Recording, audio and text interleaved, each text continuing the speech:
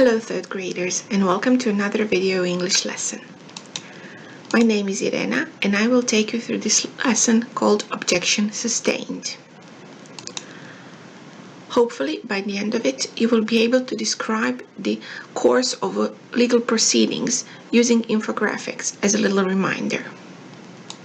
As always, you will need your notebook or a piece of paper and something to write with. You will also need a device with internet access. From time to time, I will ask you to pause the video and do the task on the screen. You can also pause or replay the video anytime you feel the need to check something and to make sure that you've got it right. So, let's begin with the lesson. Look at the following sentences and phrases. Where can you hear them? Call your next witness. Sustained. Rephrase the question. Will the defendant please rise? I have no further questions. Remember, you are under oath. The witness may be excused. State your full name for the record. Objection, Your Honor. Leading. Objection overruled. Together with the title of this lesson, Objection Sustained, you have easily guessed that the topic today is inside a courtroom. We are going to talk about legal proceedings and certain vocabulary related to this. So, we have all seen enough films and TV shows to recognize the phrases. But do you recognize the scene itself? Do you think you can guess who is who and who is sitting where? If you follow the link, you will open an interactive photo and you will be able to see who is usually in the courtroom. Please pause the video and do it now. Of course, the people and their roles in the courtroom depend on the legal system of the country. However, some things are more or less universal. So, let's check who is who at a court of law. This link will take you to a pair matching game. Pause the video and match the words with their definitions or descriptions. You will need these words to understand the story we are going to read next, so please, let's do the task now. Pause the video and complete it. So, let's check who is who at a court of law. Let's start with jury. Jury is a group of people chosen to listen to all the facts in a trial in a court and to decide if a person is guilty or not. Next one is judge. Judge is a person who is in charge of a trial in a court and decides how a person who is guilty of a crime should be punished. A witness. Witness is a person in a law court who says what they know about a legal case or a particular person. Then we have bailiff. Bailiff is a court official who is responsible for prisoners who are appearing in court. The next one are court reporters. Those are people working at the court, taking notes and writing transcripts. Plaintiff is a person who makes a legal complaint against someone else in court. Then we have a juror, who is a member of a jury, and the defendant. Defendant is a person who is accused of having done something illegal. And the last one is a lawyer, a person whose job is to give advice to people about the law and speak for them in court. I'm pretty certain you have had the same result. Congratulations! You are now going to read and listen to the story about an unusual trial. While listening to it and reading it at the same time, please make notes about the following questions. Who the plaintiff is, who the defendant is, what the charges against the defendant are, and what is the verdict. Listen to the story. A bizarre story comes from Montgomery, Alabama. A story about an ongoing trial which, if described as unusual, would be the understatement of the year. It all started 3 weeks ago when Bobby Ray Jones filed a lawsuit against the most unexpected defendant, COVID-19, claiming he ruined the American way of life and thus needs to be prosecuted. The plaintiff is, of course, the people of the United States of America, who Jones decided to represent in court. The case has been a problem for the judge from the very beginning. The fact that the defendant wasn't human was at the tip of the iceberg. Still, COVID-19 had been assigned an attorney and the whole thing was set in motion. Having taken the depositions in which the defendant's lawyer spoke on behalf of his invisible client, the judge determined the case should be tried. The quarantine measures made things a bit complicated, but considering the interest of the media, all the parties involved believed it was worth the effort. The first online trial in the history of Alabama was all set. First, the potential jurors answered the both attorneys' questions on Skype. It took less than a day to have the jury ready. There was a slight problem when the judge asked the defendant about its plea, and it, obviously, couldn't respond, but its legal counsel was allowed to do it instead, and he pleaded not guilty. The plaintiff's attorney presented a mile-long list of witnesses. It seemed everyone wanted to have their say in how the horrendous virus made their lives a living hell.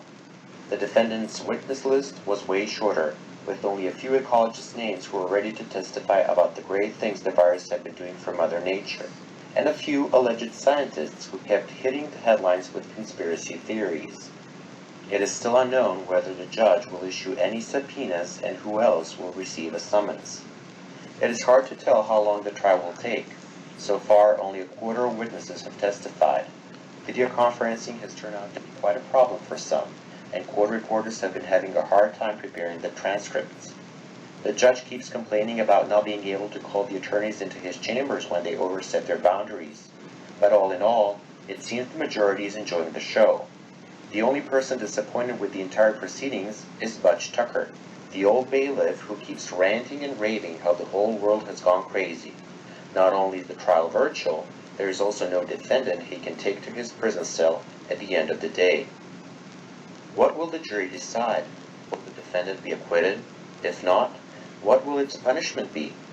There are still a few days of testimonies left before we hear the famous words, "Ladies and gentlemen of the jury, have you reached the verdict?" Because, whatever the verdict is, it is bound to be a historic one. Let's have a look at the answers. The plaintiff in this unusual trial is the people of the United States. The defendant is COVID-19. COVID-19 is charged with ruining the American way of life. The verdict is still unknown because the trial is ongoing. I hope the story piqued your interest enough to want to go through it once again. If you follow the link, you can open the story and go through it, and if you should now do this task, and that is to list all the legal proceedings you can find. Please pause the video and complete the task. Though the list of legal proceedings you got from the story is probably a longer one, we will focus for the purpose of this lesson on the key things that we need to know. And these legal proceedings, some of the legal proceedings mentioned are to testify, to file a lawsuit, to reach the verdict, to be acquitted or to be sentenced to prison, to plead guilty or innocent, and to receive a summons. How do they go in a trial? Pause the video and put them into the correct order. So, chronologically speaking, we always start with filing of the lawsuit. A plaintiff files a lawsuit against the defendant who is accused of having done something illegal. Then, the defendant has to make his plea.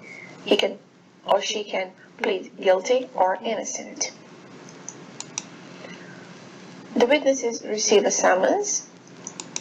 They come to the court and they testify.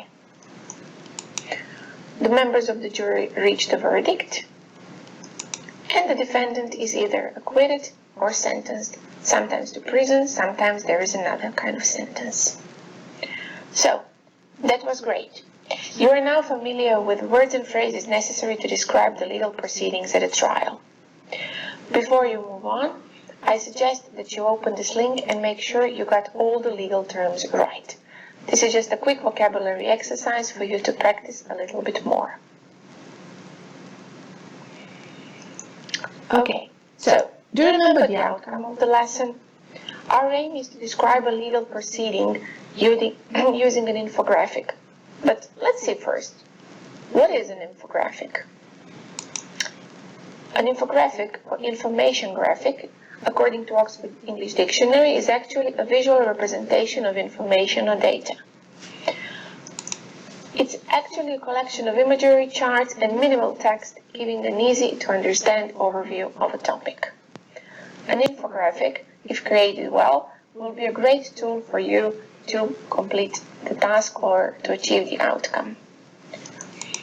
There are many different infographic makers or digital tools available online, but I suggest that you use either PictoChart or Canva because they are very simple and they have a number of templates to help you get started. These links will get you to the main page where you can start creating an infographic. So, what is your task? Try to create an infographic which will help you describe what happens at a court of law. Include both who, the people involved, and what, the legal proceedings. Include visuals and keep the text to a minimum. And using the infographic as a reminder, describe what happens during a trial. Your talk should be between 2 and 4 minutes long. While doing that, and having done the task, you can use the checklist to help you see if you got it right. So make sure your infographic has both visual and textual elements. Make sure to include all the people taking part in a trial and to mention all the legal proceedings. As we said, your talk should be between 2 and 4 minutes, so make it around 3 minutes long. And try to present it without reading, using only the infographic. I'm pretty sure you will be great with the task.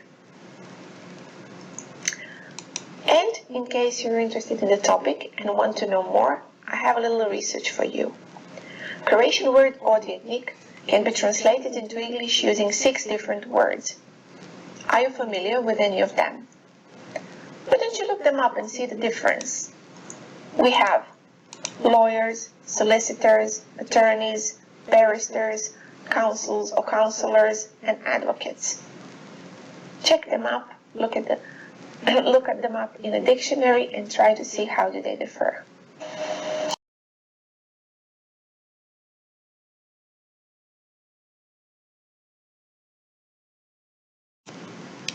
This is it for today. This is the end of our lesson.